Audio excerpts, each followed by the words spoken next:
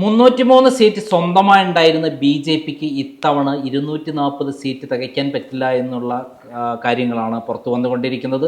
Election result പൂർത്തിയായിട്ടില്ല. 295 സീറ്റാണ് NDAക്ക് മൊത്തത്തിലുള്ളത്.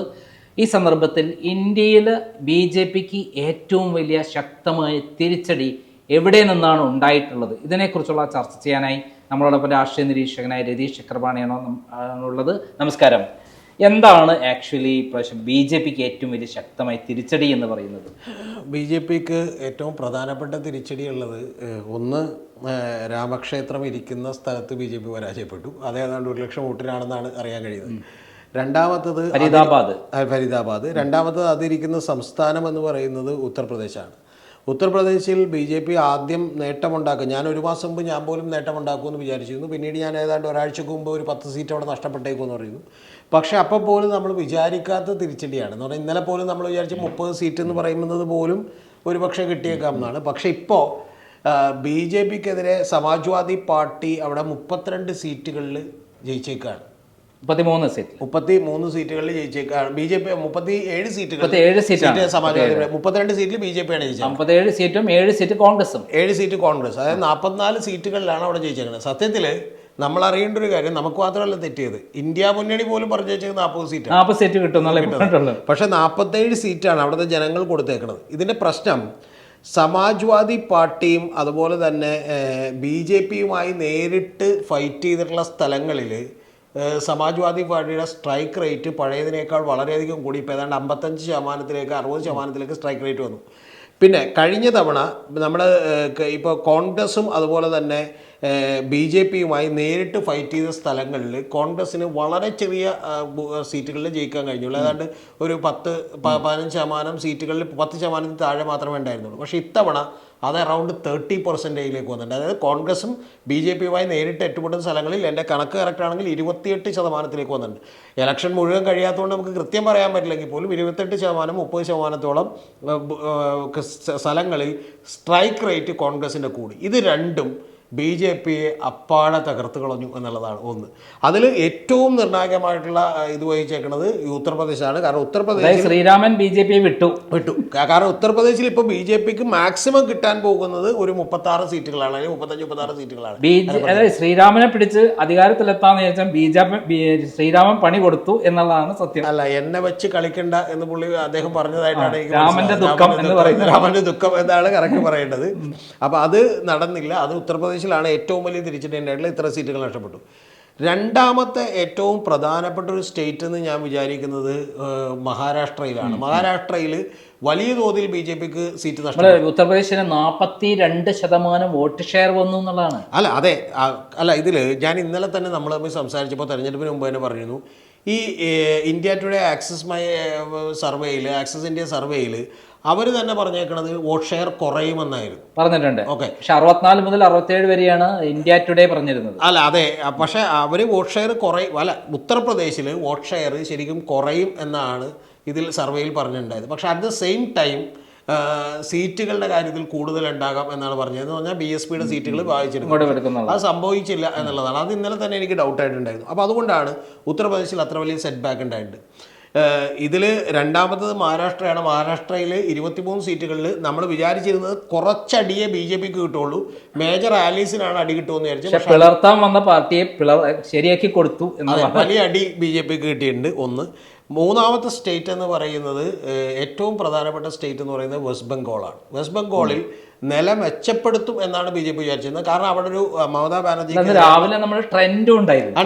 തപാൽ വോട്ട് 30 സീറ്റ് വരെ ഒരു ആന്റി ഇൻകുംബൻസി നിലവിലുള്ള ഒരു സ്റ്റേറ്റ് ആണ്. പക്ഷെ അവിടെ വനിതകൾക്ക് വേണ്ടിയിട്ടുള്ള വലിയ പദ്ധതികളൊക്കെ മമതാ ബാനർജി പ്രഖ്യാപിച്ചിരുന്നു. പക്ഷെ എങ്കിൽ പോലും ബി ജെ പി ഏറ്റവും കുറഞ്ഞ പക്ഷെ 18 സീറ്റുകൾ നിലനിർത്തുമെന്നാണ് എല്ലാവർക്കും തെറ്റിയൊരു തെരഞ്ഞെടുപ്പാണത്. കാരണം 18 സീറ്റുകൾ നിലനിർത്തുന്നതാണ് യോഗേന്ദ്ര യാദവ് പോലും പറഞ്ഞിട്ടുണ്ടായത്. പക്ഷേ ഇത്തവണ 32 സീറ്റുകളിലേക്ക് മമതാ ബാനർജി ഒറ്റയ്ക്ക് എത്തിച്ചേരുന്ന അവസ്ഥയാണ്. കോൺഗ്രസ് കൂടെ 2 സീറ്റുകളിലേക്കാണ്. അപ്പോൾ ബാക്കിയുള്ള സീറ്റുകൾ എന്ന് പറഞ്ഞിട്ടുണ്ടെങ്കിൽ ആകെയുള്ള 42 സീറ്റുകളിൽ ഇനി വളരെ അപ്പോൾ അതിൽ ബി ജെ പിയുടെ നേരത്തെ 18 ആയിരുന്നു, അത് 9 ചുരുങ്ങുമെന്നാണ് വിചാരിച്ചത്. പക്ഷേ ഇപ്പോൾ 9 ഒന്നുകൂടി പോയിട്ട് 8 സീറ്റുകളാണ്. അപ്പോൾ ഞാൻ പറഞ്ഞത് BJPക്ക് കനത്ത തിരിച്ചടി കിട്ടി. പിന്നെ ഇതിനേക്കാൾ വലിയ തിരിച്ചടി കിട്ടിയെങ്കിലും BJP എക്സ്പെക്ട് ചെയ്തിരുന്ന ഒരു സംസ്ഥാനം എന്ന് പറയുന്നത് കർണാടകയാണ്. കർണാടകയിൽ BJPക്ക് 10 സീറ്റുകൾ വരെ പോകുമെന്ന് ഞാൻ പറഞ്ഞിരുന്നു. കൃത്യമായി 10 സീറ്റുകൾ BJPക്ക് നഷ്ടപ്പെട്ടിട്ടുണ്ട്. അപ്പോൾ അത്തരത്തിൽ ഈ പറയുന്ന ഒന്ന് ഉത്തർപ്രദേശിൽ ഏതാണ്ട് 62 ഇപ്പോൾ BJPക്ക് കിട്ടാൻ 30 സീറ്റുകൾ അങ്ങോട്ട് കൃത്യമായിട്ട് കുറഞ്ഞു. രണ്ടാമത്തത് 23 സീറ്റുകളിൽ നിന്ന് ഏതാണ്ട് 13 സീറ്റുകൾ മഹാരാഷ്ട്രയിൽ കുറഞ്ഞു. 18 സീറ്റ് ഉണ്ടായിടത്തുനിന്ന് ഒരു 10ഓളം സീറ്റുകൾ ഇപ്പോൾ കൃത്യമായി ബംഗാളിൽ കുറഞ്ഞു. അപ്പം തന്നെ എത്രയായി? അതായത് 30 പ്ലസ് 40 53 സീറ്റുകളോളം കൃത്യമായിട്ട് കുറഞ്ഞു 3 സ്റ്റേറ്റുകൾ. പിന്നെ അടുത്തത് വരാനുള്ള ഏതാണ്? അടുത്തത് വരാനുള്ളത് നമുക്ക് കർണാടകയാണ്. കർണാടകത്തിൽ കൃത്യമായി 10 സീറ്റുകൾ കുറഞ്ഞു, എന്ന് പറഞ്ഞാൽ 63 സീറ്റുകൾ കുറഞ്ഞു. പിന്നെ ഒരു പ്രദേശം കൂടി വലിയൊരു തിരിച്ചടിയുണ്ട്. അതെന്താണെന്ന് വെച്ചാൽ ഹരിയാനയാണ്. സീറ്റുകളുടെ നമ്പർ കുറവാണെന്ന് മാത്രമുള്ള 5 സീറ്റുകൾ കൂടി കുറഞ്ഞു. അപ്പോൾ ഇത്തരത്തിൽ നമ്മളൊരു 65-68 സീറ്റുകൾ കുറഞ്ഞു. അപ്പോൾ 70ഓളം സീറ്റുകളിൽ വലിയ കുറവ് BJPക്ക് ഉണ്ടായിരിക്കുന്നു എന്ന് പറഞ്ഞാൽ അത് മേക്കപ്പ് ചെയ്യാനായിട്ട് പിന്നെ BJPക്ക് കിട്ടിയത് എവിടെയാണെന്ന് കൂടി പരിശോധിക്കാം. ഒറീസയിൽ കിട്ടി. ഒറീസയിലാണ് 19 സീറ്റ് 18-19 സീറ്റുകൾ 8 സീറ്റുള്ളത് 11 സീറ്റ് വർദ്ധിച്ചു. തെലങ്കാനയിൽ നമ്മൾ പ്രതീക്ഷിച്ച പോലെ വലിയ വിജയം ഉണ്ടാകുമെന്ന് ആദ്യം വിചാരിച്ചെങ്കിലും ഇപ്പം 5 സീറ്റുകൾ കൂടി. 3 സീറ്റ് നേരത്തെ ഉണ്ടായിരുന്നു, 4 സീറ്റ് ഉണ്ടായിരുന്നു, ഇപ്പം 8 സീറ്റായി. അതായത് 4 സീറ്റുകൾ അവർക്ക് എന്ത് ചെയ്തു കൂടി. അപ്പോൾ 4 സീറ്റുകൾ. ആന്ധ്രാപ്രദേശിൽ 3 സീറ്റുകൾ കൂടി. അത് ശരിക്കും വെറുതെ കിട്ടിയ ഒരു സീറ്റുകളാണ്. അപ്പോൾ അത്തരത്തിൽ വളരെ ചെറിയ സ്ഥലങ്ങളിൽ നിന്ന് ഈ പറയുന്ന ഹാൻഡ് പിക്ക് ചെയ്തെടുക്കാവുന്ന സ്ഥലങ്ങളിൽ നിന്നുള്ള സീറ്റുകൾ മാത്രമേ കൂടിയുള്ളൂ. ഒഡീഷ ഉൾപ്പെടുത്തി വെച്ചില്ലെങ്കിൽ ബാക്കിയുള്ള. അപ്പോൾ നെറ്റ് എഫക്റ്റ് എന്താണ്? 68-69 സീറ്റുകളിൽ നിന്ന് കൂടി വന്നിട്ടുണ്ടെങ്കിൽ BJPക്ക് മാനേജ് ചെയ്യാൻ പറ്റിയത് 11 സീറ്റുകൾ ഒഡീഷയിൽ നിന്ന് കൂടാൻ കഴിഞ്ഞു, 4 സീറ്റുകൾ തെലങ്കാനയിൽ നിന്ന് കൂടാൻ കഴിഞ്ഞു, 3 സീറ്റുകളാണ്. അപ്പോൾ എല്ലാം കൂടി കൂട്ടിച്ച് 18 സീറ്റുകളേ ഉള്ളൂ. അപ്പോൾ ബാക്കിയുള്ള 50ഓളം സീറ്റുകൾ BJPക്ക് കൃത്യമായി നഷ്ടപ്പെട്ടു. അതാണ് BJPയെ തകർത്ത് കളഞ്ഞിട്ടുള്ളൊരു സംഭവം. ഇതിൽ തന്നെ ഞാനൊരു കാര്യം പറയാം. ഉത്തർപ്രദേശിൽ BJPക്ക് ഉണ്ടായിട്ടുള്ള നേട്ടം ഉണ്ടാകുമെന്ന് BJP വിചാരിച്ചിരുന്നില്ല. ആ BJP വിചാരിച്ചത് അപരിഹാര്യമായിട്ടുള്ള കാര്യമാണ്. ഇനി BJP അടുത്തൊരു കാര്യം കൂടി ചെയ്യുന്നുണ്ട്. ഇപ്പോൾ ചന്ദ്രശേഖർ മറ്റേ TDPയുടെ നേതാവിൻ്റെ അടുത്തേക്ക് ആളെ വിട്ടിട്ടുണ്ട്. അതുപോലെ തന്നെ ബിജു പട്നായിക്കിൻ്റെ അടുത്തേക്ക് ആളെ വിടാൻ സാധ്യതയുണ്ട്. പക്ഷേ ഇവരെല്ലാവരെയും തന്നെ നാളെ രാഹുൽ ഗാന്ധിയും കാണാൻ തീരുമാനിച്ചിട്ടുണ്ട് എന്നാണ് അറിയാൻ കഴിയുന്നത്. ജനതാദൾ യു, അതായത് നമ്മുടെ നിതീഷ് കുമാറും അതേപോലെ TDPയുടെ ജനതാദൾ യു NDAയുടെ സഖ്യകക്ഷിയാണ്. പക്ഷെ എങ്കിൽ ചന്ദ്രബാബു നായിഡും ഈ 2 പേരാണ് എൻ്റെ പ്രധാനപ്പെട്ട ആൾക്കാരായിട്ട് ഇവിടെ കിങ് മേക്കേഴ്സ് ആയിട്ട് വരാൻ. ഈ നമ്മൾ അറിയേണ്ടത് ഇപ്പോൾ ജനതാദൾ യുണൈറ്റഡ് നിതീഷ് കുമാർ മാറിയെങ്കിൽ പോലും ബീഹാറിൽ ഇപ്പോഴും സ്വാധീനമുള്ള നേതാവാണ്. അദ്ദേഹമാണ് 14 സീറ്റ് ഇപ്പോഴും അവർക്കാണ് കിട്ടിയിട്ടുള്ളത്. അവിടെ 14 അതേപോലെ 16 സീറ്റുള്ള തെലുങ്ക് ദേശം കൂടെ ഒരു ഇങ്ങോട്ട് മാറിക്കഴിഞ്ഞാൽ ഇവര് ഇതിൽ ഒരു കാര്യം കൂടി നമ്മൾ വിട്ടുപോയി. അതെന്താണെന്ന് വെച്ചാൽ ബീഹാറിലും വലിയ നഷ്ടം ഉണ്ടായിട്ടുണ്ട് BJPക്ക്. കാരണം ബീഹാറിൽ 17 സീറ്റിൽ നിന്ന് 11 സീറ്റിലേക്ക് മാറിയിട്ടുണ്ട്. എന്ന് പറഞ്ഞാൽ 6 സീറ്റ് അവിടെയും പോയി. അപ്പോൾ അത്തരത്തിൽ ഏതാണ്ടൊരു 75ഓളം സീറ്റുകൾ BJPക്ക് നഷ്ടപ്പെട്ടു. അതിനെ മേക്കപ്പ് ചെയ്യാനായിട്ട് പറ്റിയിട്ടുള്ളത് NDA ഘടകകക്ഷികളുടെ സീറ്റ് കൊണ്ടാണ്. അതിൽ തന്നെ ഇപ്പോൾ നമ്മൾ അറിയേണ്ടത് ഇപ്പോൾ തെലുങ്ക് ദേശം ചന്ദ്രശേഖർ ബാബുവും അതുപോലെ തന്നെ ഈ ജനതാദൾ യുണൈറ്റഡിന്റെ നിതീഷ് കുമാറും കൂടി ചേർന്നാൽ ഏതാണ്ട് 30 സീറ്റുകൾ വരും. 30 സീറ്റുകൾ മാറിക്കഴിഞ്ഞാൽ വീണു. 30 സീറ്റുകൾ.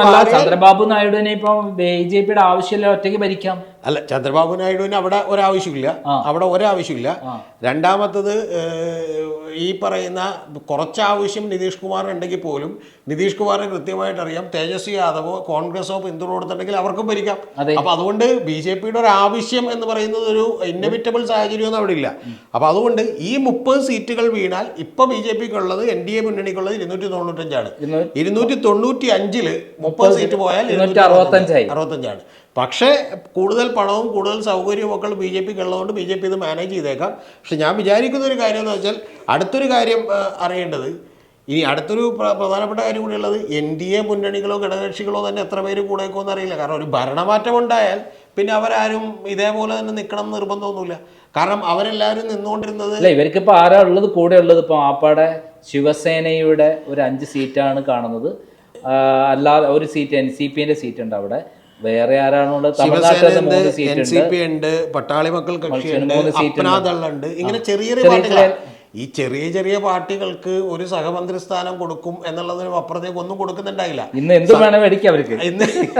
ഇന്നിപ്പോ അവരുടെ വില ആഭ്യന്തരമന്ത്രി സ്ഥാനം വേണമെന്നാ കൊടുത്തിരിക്കും. ഇന്ന് സത്യത്തിൽ ഇപ്പൊ ചന്ദ്രബാബു നായിഡുവും നിതീഷ് കുമാറും ഒക്കെ ആവശ്യപ്പെടുന്നത്ര സീറ്റുകൾ കൊടുക്കേണ്ടി വരും. നമ്മളിത് ഇതിനു മുമ്പ് കണ്ടിട്ടുണ്ട്. അതായത് UPA ഗവൺമെന്റിലൊക്കെ നമുക്കറിയാലോ DMK എത്ര മന്ത്രിമാരുണ്ടായിരുന്നു എന്നുള്ളതും അവർ കൈകാര്യം ചെയ്തുകൊണ്ടിരുന്ന പോർട്ട്ഫോളിയോ അവർക്ക് ഇഷ്ടമുള്ള പോർട്ട്ഫോളിയോ ആണ് മേടിച്ചുകൊണ്ടിരുന്നത്. ഇപ്പൊ നമുക്കറിയാലോ സൺ ഡയറക്റ്റിന്റെ ഒക്കെ ഓണറാണ് മറ്റേ ബ്രോഡ്കാസ്റ്റിംഗ്, അതായത് ടെലികോമിന്റെ ഒക്കെ പോർട്ട്ഫോളിയോ DR ബാലു ടെലികോമിന്റെ പോർട്ട്ഫോളിയോ കൈകാര്യം അവരാണ്. അപ്പൊ ഞാൻ പറഞ്ഞത് അവരവർക്ക് ആവശ്യമുള്ള പോർട്ട്ഫോളിയോ മേടിക്കാനുള്ള സംവിധാനം ഇവിടെ ഉണ്ട് എന്നുള്ളത് കൊണ്ട് തന്നെ ഇതിലേക്ക് ആളുകൾ വന്ന് കയറും. ഒന്ന്. രണ്ടാമത്തത് പഴയ പോലെ ഇനി ഒരു കാരണവശാലും അന്വേഷണ ഏജൻസികൾ ഉപയോഗിച്ചുകൊണ്ടുള്ള ഒരു വിരട്ടൽ തീർത്തും അസാധ്യം. അതാണ് ഇതിനകത്ത് ഏറ്റവും വലിയ സംഭവം ഉണ്ടാകാൻ പോകുന്നത്. അന്വേഷണ ഏജൻസികളെ ഉപയോഗിച്ച് അവസാനം കെജ്രിവാളിനെതിരെയൊക്കെ നടത്തിയത് വലിയ തോതിൽ അവർക്ക് തിരിച്ചടി വന്നിട്ടുണ്ട്. ഡൽഹിയിൽ ഇതുവരെ സീറ്റൊന്നും കിട്ടിയില്ലെങ്കിൽ പോലും ഹരിയാനയിലും പഞ്ചാബിലും അവർക്ക് കേജ്രിവാളിന്റെ കേസിൽ കേജ്രിവാൾ പോലും BJPയുടെ 2 സീറ്റ് കളഞ്ഞിട്ടാണ് പോയത്. അത് പഞ്ചാബിൽ. കാരണം ഈ പഞ്ചാബിൽ പോലും ഇപ്പോൾ 2 സീറ്റ് പോലും BJPക്ക് കിട്ടില്ല അവിടെ. ഇതിൻ്റെ പ്രശ്നം എവിടെയാണെന്ന് വെച്ചാൽ ഞാൻ നേരത്തെ തന്നെ ഒരു വീഡിയോയിൽ പറഞ്ഞിരുന്നു, ഒരു 1-3 താഴെ സീറ്റുകളെ ഉറപ്പായിട്ടും ഡൽഹിയിൽ ഇന്ത്യ മുന്നണിക്ക് കിട്ടുള്ളൂ, അല്ലെങ്കിൽ ചിലപ്പോൾ ഇന്ത്യ മുന്നണിക്ക് ഒന്നും കിട്ടിയില്ലെന്നിരിക്കാം. പക്ഷെ എങ്കിൽ പോലും അരവിന്ദ് കെജ്രിവാളിൻ്റെ അറസ്റ്റും അത് കഴിഞ്ഞിട്ടുള്ള ജാമ്യവും വളരെ കൃത്യമായി മറ്റ് സ്ഥലങ്ങളിൽ ഇതിനെ സ്വാധീനിച്ചിട്ടുണ്ട്. ഇതിനെ ഈ പറയുന്ന ഇന്ത്യ മുന്നണിയുടെ ഐക്യം ഊട്ടിയുറപ്പിക്കുന്നതിലും ഈ അറസ്റ്റുകൾ സഹായകമായിട്ട്. ഒന്ന്. രണ്ടാമത്തേത് എന്തോ പറയുക, നമ്മൾ ശ്രദ്ധിക്കേണ്ട ഏറ്റവും പ്രധാനപ്പെട്ട കാര്യം, ഈ ഗവൺമെൻറ് ഭരിക്കണ്ട തുടർന്ന് എന്ന് തീരുമാനിച്ച ഒന്നാമത്തെ ആൾ സുപ്രീം കോടതിയാണ്. അതുകൊണ്ട് സുപ്രീം കോടതിയുടെ ഇലക്ട്രൽ ബോണ്ടിലുള്ള നടപടിയും വളരെ അസാധാരണമായ രീതിയിൽ അരവിന്ദ് കെജ്രിവാളിനെ പുറത്തോട്ട് വിടുന്നതും ഇത്തരത്തിലുള്ള നിരവധി നടപടികൾ ഞാനിപ്പോൾ എണ്ണി പറയുന്നില്ല, വളരെ പ്രധാനപ്പെട്ടാണ്. വലിയ സ്വാധീനം ജനങ്ങളിൽ ഉണ്ടാക്കിയിട്ടുണ്ട്. അതാണ് ഇതിൻ്റെ ഏറ്റവും പ്രധാനപ്പെട്ട കാര്യം. എന്തായാലും NDAക്ക് വലിയ ഭൂരിപക്ഷം, BJPക്ക് ഒറ്റയ്ക്ക് ഭൂരിപക്ഷം നഷ്ടപ്പെടുത്തിയതിന് ഏറ്റവും പ്രധാനപ്പെട്ട കാരണമായി തീർന്നിരിക്കുന്നത് ഉത്തർപ്രദേശാണ്, രണ്ടാമത് മഹാരാഷ്ട്രയാണ്, മൂന്നാമത് കർണാടകയാണ്. ഇവിടെ എല്ലാം തന്നെ വലിയ തോതിലുള്ള തിരിച്ചടി കിട്ടി. അതുപോലെ വെസ്റ്റ് ബംഗാളാണ്. ഈ 4 സംസ്ഥാനങ്ങൾ വലിയ തിരിച്ചടി കൊടുത്തിരിക്കുന്നു BJPക്ക് എന്നുള്ളത്. ഒട്ടും പ്രതീക്ഷിക്കാത്ത, ഒരിക്കലും ചിന്തിക്കാത്ത ഇരുട്ടടി തന്നെയാണ് അവർക്ക് കിട്ടിയിരിക്കുന്നത്. അതുകൊണ്ട് അവർക്കുണ്ടായ നഷ്ടം ചെറുതൊന്നുമല്ല. അവർക്ക് സ്വന്തമായി നിൽക്കാനുള്ള കപ്പാസിറ്റി തീർന്നു. പലർക്കും ബാർഗനിങ് കപ്പാസിറ്റി കൊടുത്തു.